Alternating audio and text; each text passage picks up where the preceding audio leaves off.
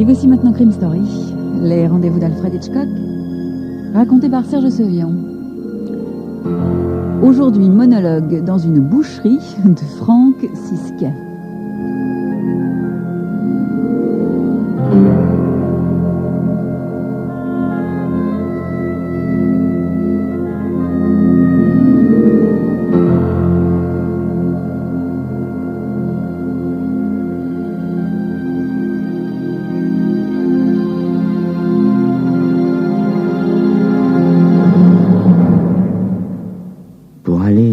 À la boucherie en voiture, c'est l'affaire de quelques minutes.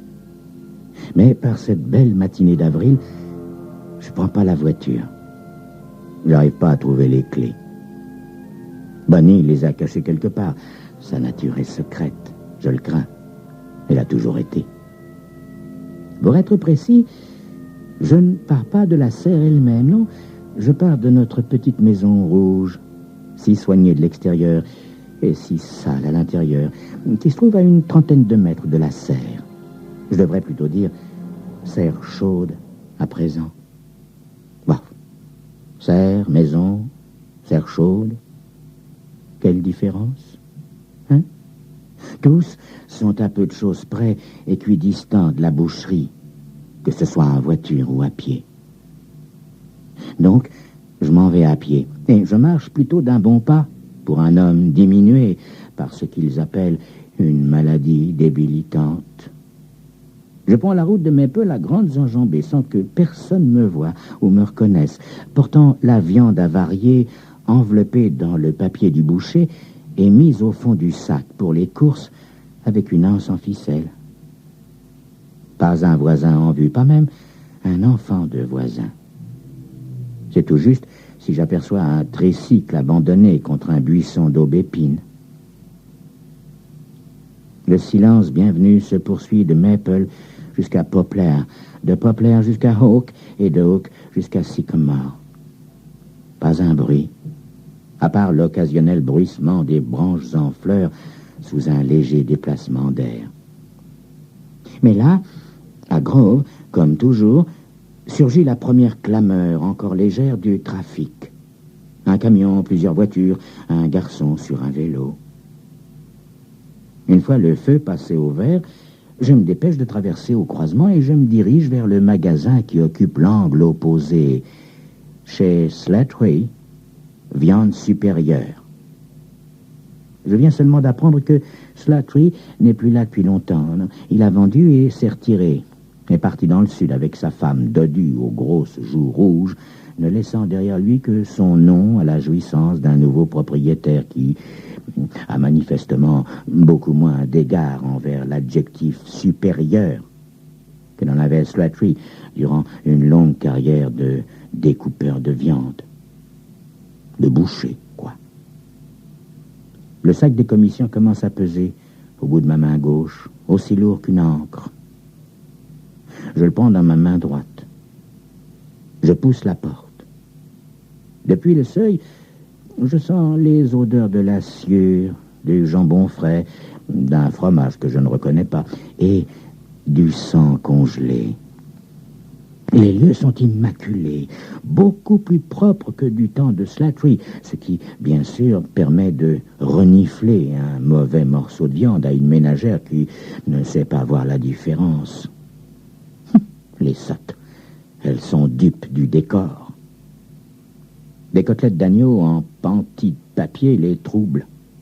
Les hamburgers enveloppés dans du plastique rose également. Des roses Cherokee sont disposées dans un vase placé sur une étagère au-dessus du compartiment réfrigéré des produits laitiers. Je me demande si elles viennent de ma serre chaude, orangerie. Aucun doute à ce sujet. L'insulte s'ajoutant au préjudice. Une demi-douzaine de clientes attendent dans le magasin. Dans l'intention de les servir, il y a un très jeune homme, un autre un peu moins jeune et un troisième très vieux, que je me souviens avoir vaguement aperçu du temps de Slattery. Enfin, un qui s'accroche. Il lorgne et cligne des yeux devant une apparition fantomatique, une femme grande et maigre, qui n'arrive pas à se décider entre deux plateaux de charcuterie. Le sac à la main, je m'approche du comptoir où trône le deuxième homme, le nouveau propriétaire, Herbert Balzer. C'est son nom. Oui, je le reconnais d'après la description que m'en a faite Bonnie. Le visage respirant la santé est rondelet et rose avec la texture luisante d'un saucisson pur porc. On dirait Feu Himmler lui-même en blouse blanche avec des yeux bleus modestes et peu communicatifs derrière des lunettes à monture d'acier. La blouse elle-même est d'une propreté parfaite, la moitié supérieure du moins, car à hauteur de la taille, il y a des traces de sang évidentes. Une bague au sceau noir sur lequel se détache en blanc un B majuscule égaye le petit doigt de la main gauche, pâle et potelé. Il est en train de dire à la blonde aux cheveux frisés qui se trouve devant moi que son rôti sera aussi facile à découper que du beurre. Quelle chicanerie effrontée! Ça me démange de dire la vérité sur sa viande tout de suite, sous toutes ses formes, charcuterie et morceaux de viande. Mais j'attends mon tour. Franchement, j'arrive pas à comprendre ce que Bonnie peut trouver à un boucher. On aurait pu penser qu'après 5 années de mariage avec moi, artiste de cœur, bien que fleuriste de métier par nécessité, elle trouverait un type de cet acabit indigne d'être remarqué. D'accord, les temps avaient été durs pendant que j'étais pas là. Oui, j'avais fait un séjour très agréable dans une grande maison où on s'occupait bien de moi. Je me souviens, c'était une grande maison blanche et tout le monde était habillé en blanc. J'avais bien dormi là-bas. Et puis un jour, j'étais revenu à la maison, chez moi, près de Bonnie.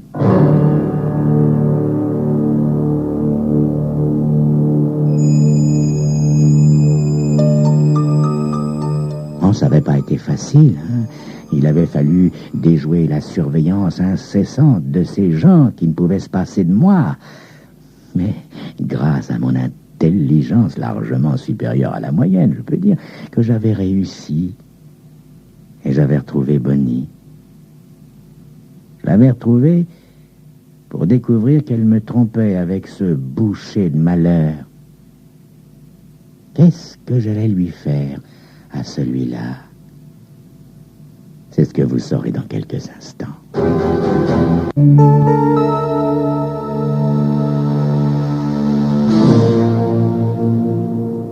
Remarquez, la situation entre Bonnie et moi s'était détériorée bien avant, n'est-ce pas? Le brusque manque d'argent, de silence, d'amour, de beau temps avait été un tourment augmentant sans cesse. J'avais pas pu lutter contre ça, n'est-ce pas? Un jour, dans un moment de colère noire, j'avais essayé l'action directe, voyez? Saisissant une faux, je m'étais rué dans la serre chaude et inexplicablement, j'avais fauché les têtes de 300 chrysanthèmes en pleine floraison, jaune, doré, orange, cramoisi, douce lavande roulant en grappes infortunées sur le sol de pierre. 1 an de travail, 1 mois d'inventaire. Je frissonne encore à ce souvenir. Je m'étais terriblement trompé. J'avais été, je l'avoue, terriblement stupide. Pourtant, ma férocité pathétique ne suffisait pas à expliquer pourquoi Bonnie avait abaissé ses critères. La première fois qu'elle avait accepté une aussi grosse quantité de viande, une poitrine de veau, elle avait sali mon nom et souillé son âme. Elle m'avait dit: mais c'est un simple crédit. Herbert me fait crédit. Je veux dire, nous fait crédit. Il nous fait crédit. Mon scepticisme esquisse un sourire mélancolique. Herbert, hein? Et certaines fois, peut-être, Berthe ou Herbie.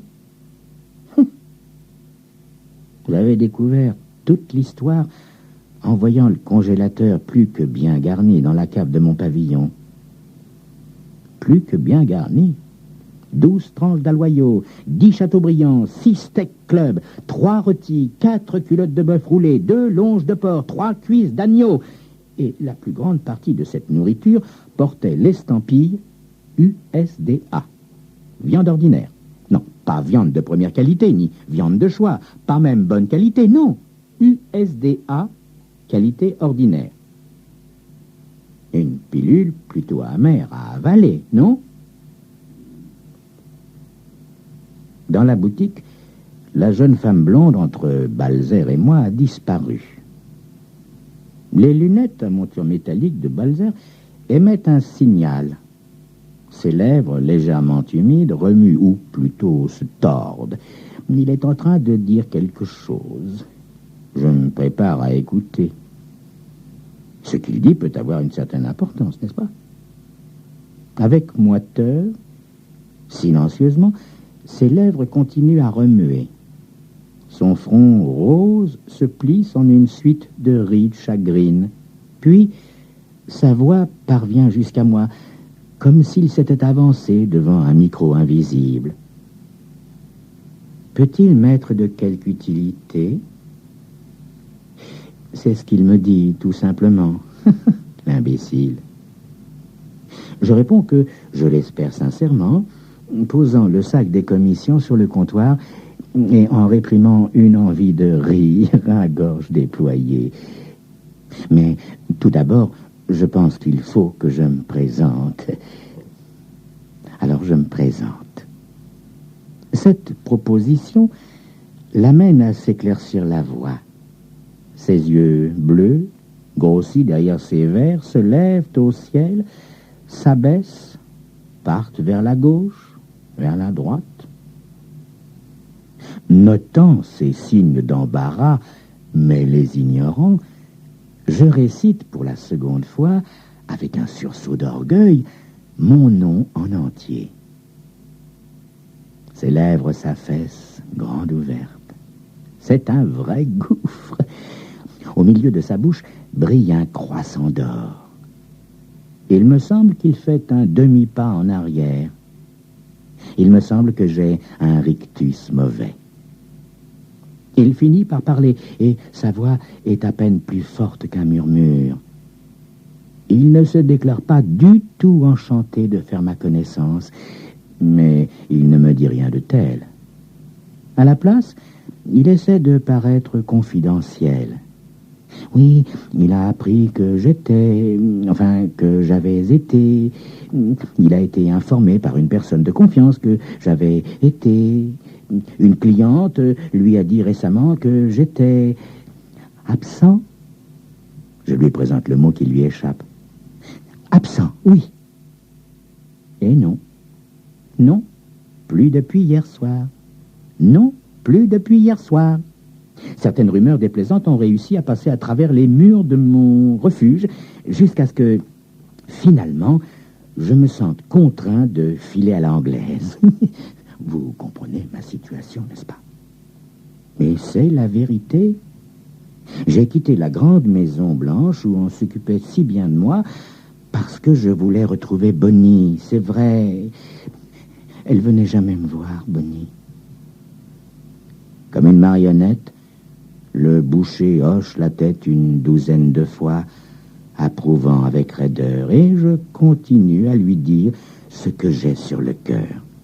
Dans ce cas, vous devez également comprendre que je ne sois pas du tout satisfait de retour chez moi de trouver de la viande de mauvaise qualité sur ma table.